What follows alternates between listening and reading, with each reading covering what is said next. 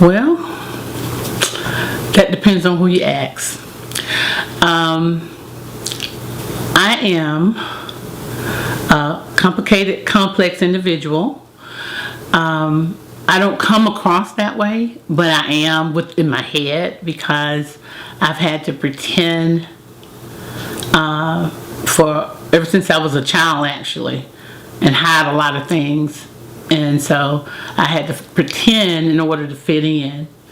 So, but I'm 63 years old. I'm a nurse of 33 years. The last 20 years of my nursing, I've been at the bedside of the actively dying patient, caring for the terminal ill patient at bedside on 12-hour shifts.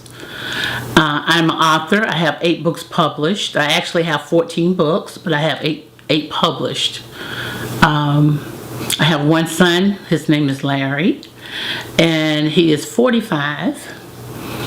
I am in school at VSU. When working part-time at VSU.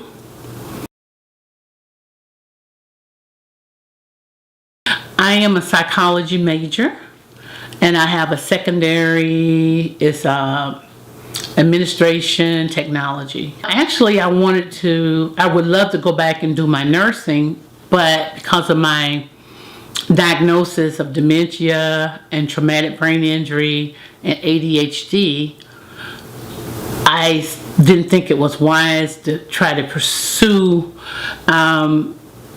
I could probably pass a nursing program somewhere else other than VSU because of the program is so rigorous at VSU. It's so fast-paced. But if it was a slow program, I could do it. So just wanted to go back and just do better, and also being in school helps my brain. That's really interesting. Actually, I'm going to start with my elementary school. In elementary school, when I went to the 4th grade, I got promoted up to the 4th grade. But after that, I was placed in classes. And my teacher saw that I needed more help than most students. And so they wanted to put me in special ed. And my mother didn't like that idea. I don't know whether she had talked to my dad about it or whatever, but she didn't like it, and it didn't happen. But the teachers had recommended that I be in special classes, but I never did. But I kept getting placed, you know. When I look back at my elementary grades and stuff, my neurologist had me send for my elementary grades and stuff. We saw that at some point I had an IQ of 68.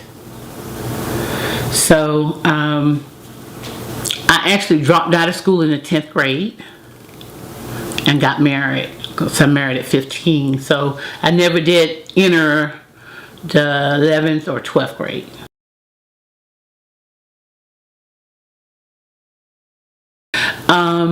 I married a military guy, and I went back to school to get my high school diploma. Went back for 9 months, and I actually did the high school diploma versus just taking a GED test.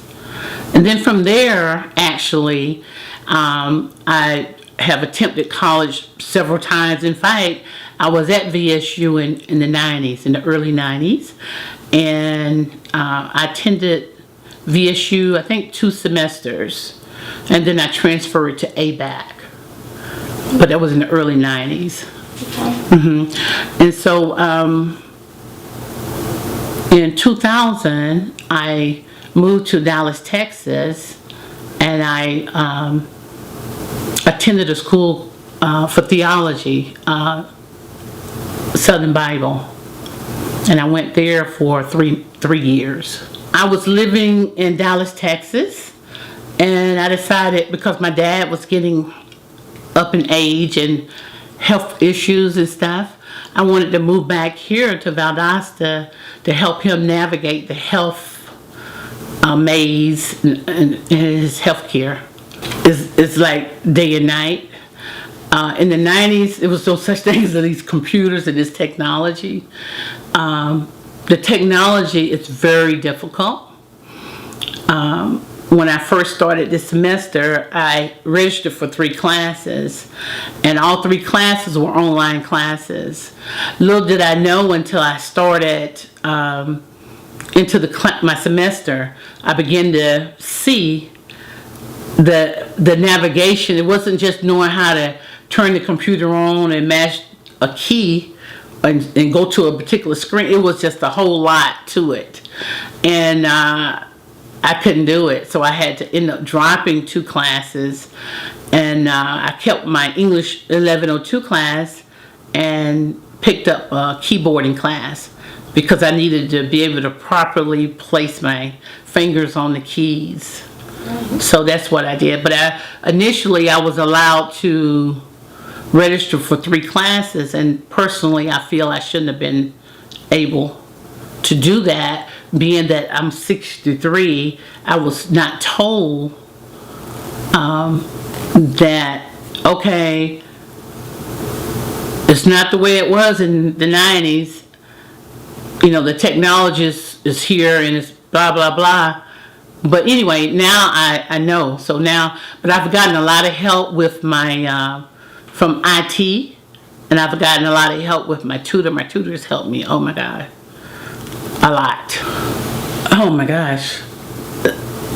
Just say this, okay, on GoView, when you go to your class screen, you might go and see your assignment, but then you might have another part of the assignment on another page altogether. So you're looking at one screen, one tab, thinking that's it. You're thinking, oh, you know, I got this. And so I actually got a 0. So it took my tutor to pick up on, wait a minute, because what happens is, if the instructions are just 1 or 2 things, I could get that. But the instructions are not just 1 or 2 things. It's a lot of steps to the things that they're asking you to do. And sometimes I don't understand the words, or I don't understand what the professor is asking. So my tutor has been God sent. So, my name is Cherie Pegues. I am the director of the Academic Support Center. I've been the director for 16 years. And before the Academic Support Center was in existence, there were pockets of tutors in lots of different departments. And so now we have all the tutors under one roof. Everyone comes to the library for help. So we provide support for classes like, anything having to do with writing. We have math tutors, biology tutors, chemistry tutors, and Spanish tutors. And then we also have a group of 26 facilitators that we plant in historically difficult classes, like history, like some of the chemistries and biologies, like sociology, anthropology, some of those courses that are really big and that tend to have high drop, fail, and withdrawal rates. So those people attend class and then organize study groups outside of class so that students come in groups and they learn from each other as well as the tutors. So that's been really effective. And what we've learned over the years is that the data shows if the more students come, the higher their course grades, the better they're retained, and the more likely they are to graduate. So we've had a long history of working with non-traditional students.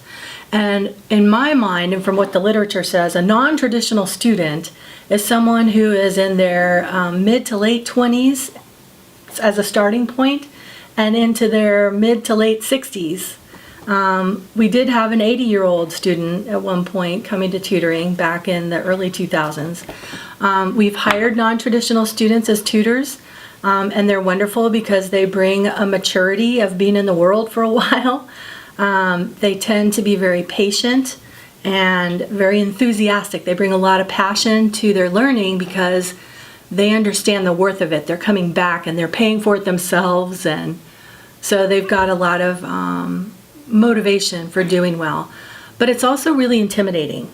And I know this because I tried to take college algebra a few years ago at age 50, and it was a really challenging experience. I didn't make it through the class. I lasted maybe 5 weeks. And it was hard because I was the oldest person in the room. And the material came at me so fast. I mean, it had been 30 years since I took algebra. So I understand the kind of challenges that non-traditional students maybe face. And it's not just you've been out of school for so many years, but it's the pace of the material coming at you. It's the fact that everyone around you seems to be getting it quicker than you are. And it feels weird to be the mature person in the room and yet feel completely humbled and kind of embarrassed that you don't have the skills that you have. So we have helped a lot of non-traditional students who have come for tutoring to just gain a little confidence in themselves and in the coursework that they're trying to do. And we have a whole lot of respect for people who are coming back to school. So I think we've developed some really good relationships with non-traditional folks, even in online situations. So we had a history tutor last semester working with a non-traditional student just on time management and study skills, and even how to navigate the digital world. How do you do Blaze View? How do you even write a paper using Microsoft Word? All of those little things that a lot of us take for granted because we were raised with it. I would just encourage non-traditional students to really try to connect with a tutor. Be persistent. If you're not getting what you need, then you need to ask, and you need to keep asking. Because we frankly don't have the resources set up specifically for non-traditional students in the way that we do sort of the traditional student who's staying in a residence hall and is much younger, tends to be much younger. So I think persistence and patience, and just keep trying, just keep working at it, because you are going to get better at it. Just like every other student, it takes practice and persistence. And the media department, those guys are just awesome. I've learned a lot there in the media. In fact, I think I did a video the beginning of the semester, and it was real easy to do. I was scared, but it was real easy to do, so it's been very helpful. Hi, so my name is Kyle. I'm the director here at the New Media Center, and I've worked here for almost 10 years. So I started back in 2013 as an instructional technology associate, and over the years, I've been able to grow and develop with this area. So thankful to now be in this position as the director, which gives me an opportunity to work close with all of our students that come visit us, which we see about 240 a day. And that can vary with various projects from needing to check out camera equipment from us to how do I work in Premiere or Photoshop. So we used to teach workshops on the development side for our students and our faculty. Other cool services that we do is, we do a lot of print services, so academic research projects, posters. We do a lot of stuff with printing, laminating, mounting, to printing out 3D objects or scanning people in if they wanted to send that off to mom and dad. So there's a lot of cool services that happen at the New Media Center, and I'm very thankful to be able to be a part of this community, to be able to watch people as they learn these different applications and grow with them. Individuals who are in that non-traditional category, we actually have a few that come in and use our services. For example, I'm not going to mention her name, but she does come in a lot, and she likes to do photography on the side. So she'll go out and go to different conferences, and she seeks out assistance more or less like, hey, how do I correct my photos? Or what advice do you have for rotating the image or doing some basic manipulation, removing red eye, etc. So we actually have our open lab area, and we'll be happy to work one-on-one with someone who is struggling with technology applications, specifically multimedia technology. So we offer that as a free service for anyone who's interested, that is a student, staff, or faculty member here at BSU. Other things that can definitely be beneficial is we have old media in our environment. So we're trying to help people transition to the new media environment. And some of that old media might be like old VHS tapes, or maybe it might be 35 millimeter film. We actually have the ability to transfer those to digital format, so digitization of old technology to the new media. But as far as helping someone, I mean, we also might have maybe formatting their PDF documents and optimizing it. So there's a lot of cool things that can be done and explored here. Because my classes are, the one class I still have is online, and my keyboarding is it's online, it's not in class, right? So I could kind of make my own hours. But as far as me actively writing all the material that I have, most of my stuff is already done. I am working on my daddy's biography, and that's gonna probably be released maybe next year sometime. But I just balance. I like writing. I enjoy what I do, so it doesn't feel like work to me. First of all, the reason why I even start writing was because my mother's death. My mother in 1978 was burnt up in a fire here in Valdosta, Georgia, and probably for about 10 years or so after that fire occurrence, I suffered with a lot of mental health issues as a result, but I wasn't here with my family. I was away with my husband because I married at age 15, so I had to deal with it by myself. So I would ask God to help me understand death. And because my mother body had burned up in that fire, I wanted to just understand about death. I mean, I kept asking God, and so in 2000, when I moved to Dallas, Texas, I started working for a hospice. I was going to school for theology, and I started working for a hospice company and started caring for dying patients. Well, little did I know that he was answering a prayer that I had asked him about years ago about Mom. And so when I started caring for the dying person, I started seeing a lot of different things with everybody. And then probably 2 years into being at bedside, I began to see the spirit and soul leave the body with my naked eye. I actually probably saw it before then, but I didn't start understanding it until about that time.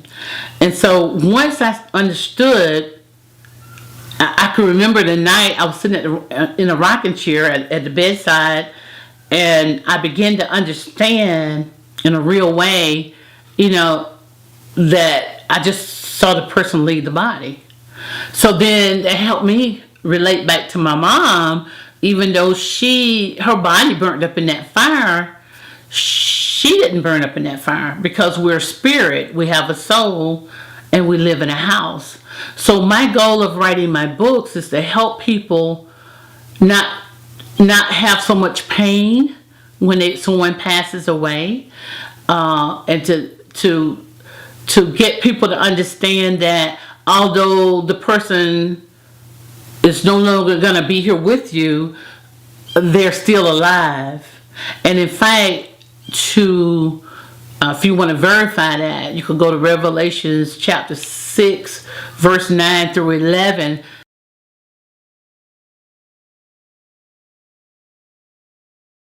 I just want to help people understand and be able to explain to their children that we're a spirit, we have a soul, and we live in a house.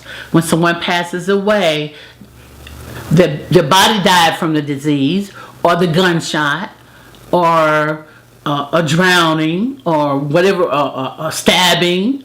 The body died, but the person, spirit and soul, left that body. So that's very important to me. So, well, I'll start with the school, and you may have to remind me of the first question. The school needs to have accommodations in place for seniors.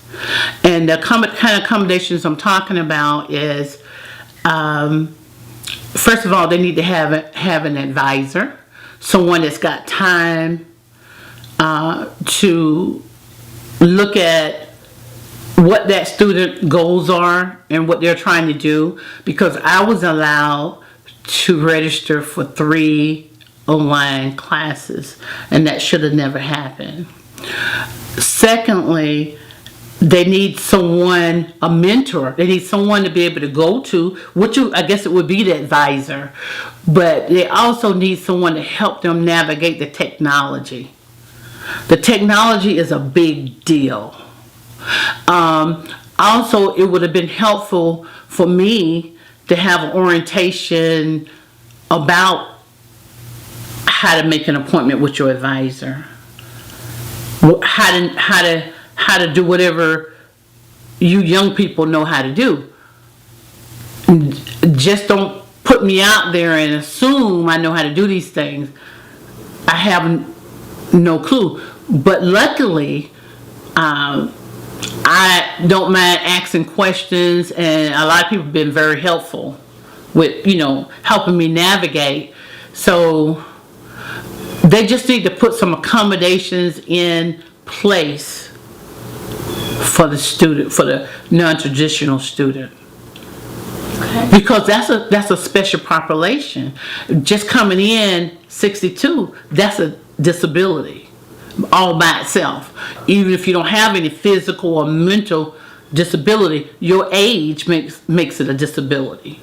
And I don't think it's right for them to have a VSU to have, or any school to have a program in place with no accommodation. It doesn't make sense to me.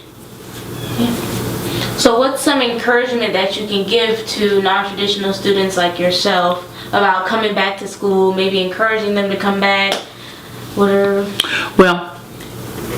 a lot of people will say because of their age they're too old. But here's the deal.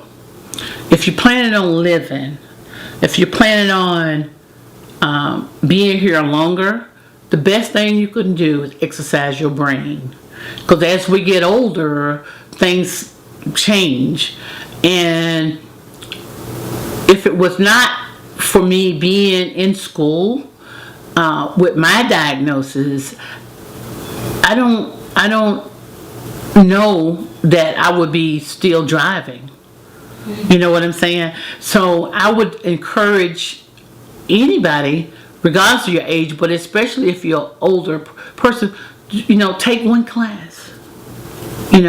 Because it's good for your mental capacity. It's really helped me a lot, just being in school and having to focus on something else.